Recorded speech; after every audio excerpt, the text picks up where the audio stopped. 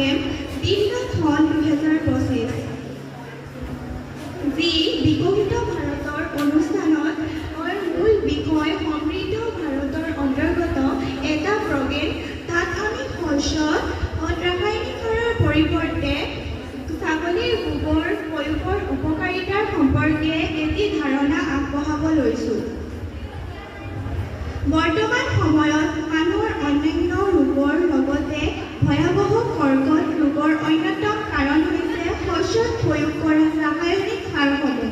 ৰাসায়নিক সাৰৰ কুপ্ৰভাৱত মাটিৰ উৰ্বৰতা হ্ৰাস পায় আৰু শীৰ্ষ মৃত্তিকাৰ ক্ষয়ভৱন আৰম্ভ হয়, যাৰ ফলত আমাক মাটিৰ লগত জড়িত বিভিন্ন সমস্যাৰ সন্মুখীন হ'ব লগা হয়।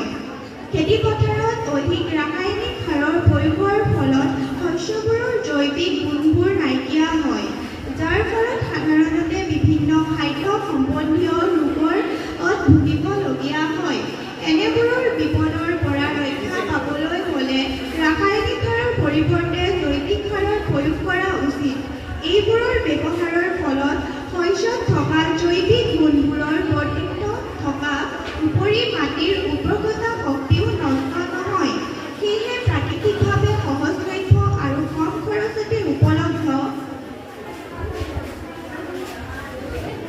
ছাগলীৰ গোবৰৰ প্ৰয়োগেৰে পৰিৱেশৰ সংৰক্ষণৰ লগতে স্বাস্থ্যকৰ শস্যৰ উৎপাদন কৰিব পৰা যাব বুলি বিশ্বাস ৰাখি আমি এই প্ৰকল্পটি হাতত লৈছোঁ।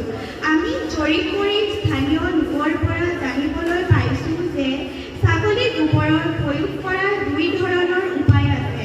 প্ৰথম উপায়টি হৈছে সকলো লোকে সাধাৰণতে অৱলম্বন কৰা উপায়টো। ইয়াত ছাগলী গোবৰখিনি 2 বা 3 দিন ভালদৰে ৰ'দত দি শুকোৱা হয়। তাৰ পাছত প্ৰয়োজন সাপেক্ষে ইয়াত মাটিৰ লগত মিহলি কৰি নাইবা সাধাৰণভাৱে মাটিত ছটিয়াই উদ্ভিদৰ সঠিক বৃদ্ধিৰ বাবে প্ৰয়োগ কৰিব